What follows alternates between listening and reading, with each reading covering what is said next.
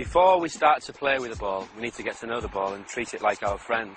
We need to develop the same kind of movements that a basketball player would with their hands with the ball, with our feet. So these exercises that we do now are called ball familiarity exercises, warming up exercises where we get used to moving the ball with the inside of a foot, with the outside of the foot, with our sole, and they're very, very important, and the whole basis of all the work that players would do in Brazil starts here with these exercises. So the first one, we take the ball from the inside of our left foot to the inside of our right foot. Very simple, so just tap and tap, okay, on the spot. And as we get a little bit more confident, we can do that a little bit more quickly and develop a rhythm. Then when we can do that, we can move off into space and move the ball forward and run with the ball just with that same movement. And this is a very important first practice.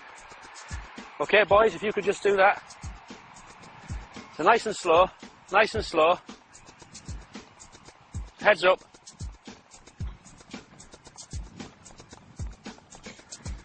Okay, excellent. And stop. The next exercise that we're going to do, we're going to use the sole of the foot. The sole of the foot is rarely used in English football. More so in the last few years when we've had foreign players come into the country, but before that, hardly at all. In Brazilian football, the sole is the most common area used to control the ball. This comes from those players learning in football salon, where the sole is the key receiving surface. And the sole has many applications. We can pass with the sole, we can dribble with the sole, we can run with the sole of the foot, okay? Our basic warm-up exercise using the sole of the foot is just to drag the ball from left to right, just with that area there at the bottom of our shoe at the front on the sole. So left to right, nice and slow. And as we do it at first, just keep the standing leg planted on the floor. Because we're not used to this, at first it's not easy. But then when we get used to it, we get a little bit quicker, okay? And we can develop something of a nice rhythm. And this helps us, as I said, in dribbling moves when we're trying to beat players. Many of the dribbling moves that Brazilian players use that we've seen in the World Cup, that we've seen from Ronaldo, from Rivaldo, moves that use the sole of the foot. And this exercise is very important for us developing control with the sole. So if we can have some example, okay, off we go. Nice and wide, not too quick, nice and wide. Head up, Brad. It's important that we keep our head up all the time because in the game, we're always looking for players to pass to. We've got opponents coming to us, so to play with our head down is not very good. And from a young age, we've got to try and develop where we're doing everything with our head up. The next move that we'll do is called an elastic. It's a fundamental movement in Brazilian football, used in the dribble. The player Rivellino made this move, very famous in the 1970 World Cup, and it's actually named after him, the Rivellino elastic.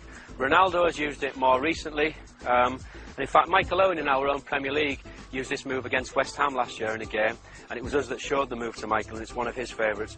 So the elastic move, we move the ball out and then in, all in one movement. Out and then in, all in one. And I'll just show you later how it works in a game. If you could come here, Bradley, without your ball. So I could be facing Bradley in a game, running at him. I'm running at Bradley fast. He's not sure if I'm going to go to his right or if I'm going to go to his left, but I could use the elastic to push out there and then pass. Come again, Bradley. Do a bit faster. Okay, so I'm running at Bradley and I go there, elastic, and I'm past him. So we could just do a few of those. Nearly, try again, push it out, try again, and back. And Matt, try your ball. What I sometimes like to do there is after I've done one, not just rush into the next, think maybe what I did wrong. So I'm on my toes, out and in, and I'll stop and I'll just jog behind the ball and think about the next one I'm going to do and get ready for it. The next little move that we're going to look at is a favourite one of mine. I've never seen this one yet in the Premier League. Maybe some of you in a few years' time will be able to do it and we'll see it. And it's called the Ronaldo move. It was made famous by Ronaldo, who had such a good World Cup in 2002. Ronaldo takes the ball with the sole of his foot again, across his body, here, and then steps over it with his left foot. It doesn't look like much, but in a game it can be totally devastating. He used this in the 2002 World Cup to set himself up into position to score a goal. So it's roll the ball across the body, then step over with the left. Nothing more than that. And I'll just show you how it works against the defender. So I'm running up to Bradley in a game. There I go, and past him.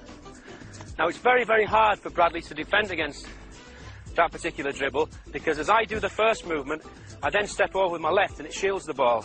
So at that moment, Bradley would have to foul me in order to win the ball. Ready, Brad? So I've rolled across, then step and I'm shielding. So my leg here is protecting the ball. I can push it on and run, and I'm past. Okay, let's practice the Ronaldo.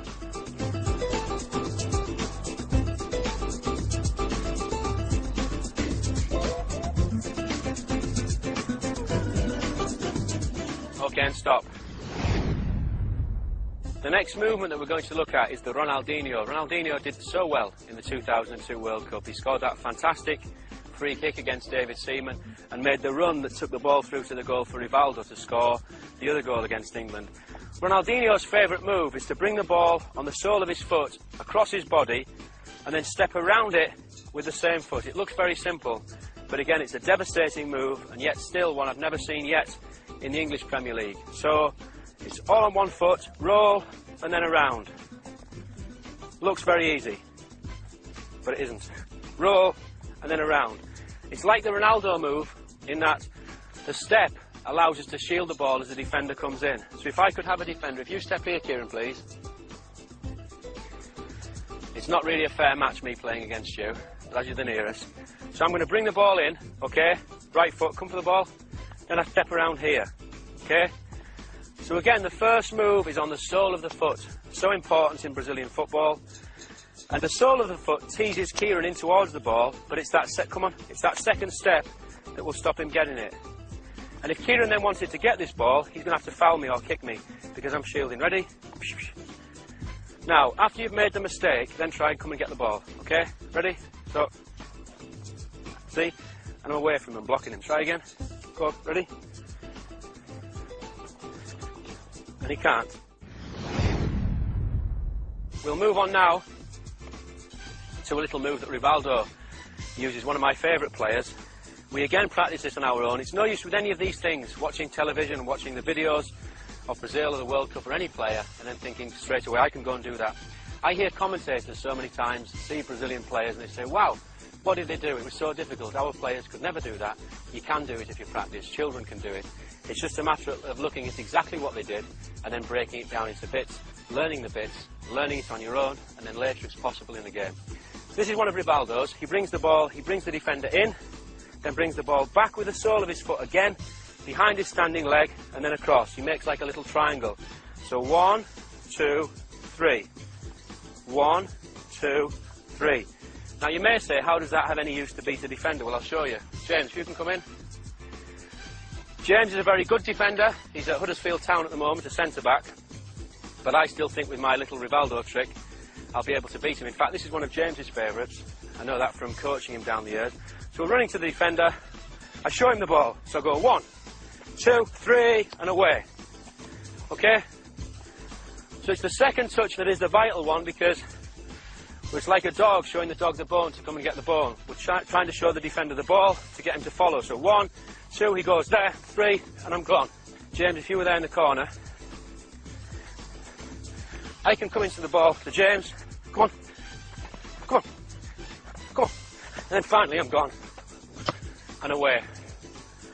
Very nice move. I think it's better if we practice it moving backwards to get a lot of repetitions in. So in the space, back, behind and across, back, behind and across. Wide with our arms, so that if we're in a game, we would be shielding. Try and keep our head up. And we repeat that movement until it almost becomes second nature. Okay? It's another very important one. Go. Good. Come on.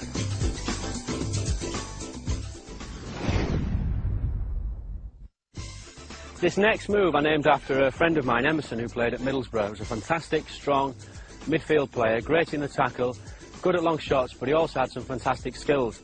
And his favourite was this little move that I'll show here. If you could come there, Adam, please.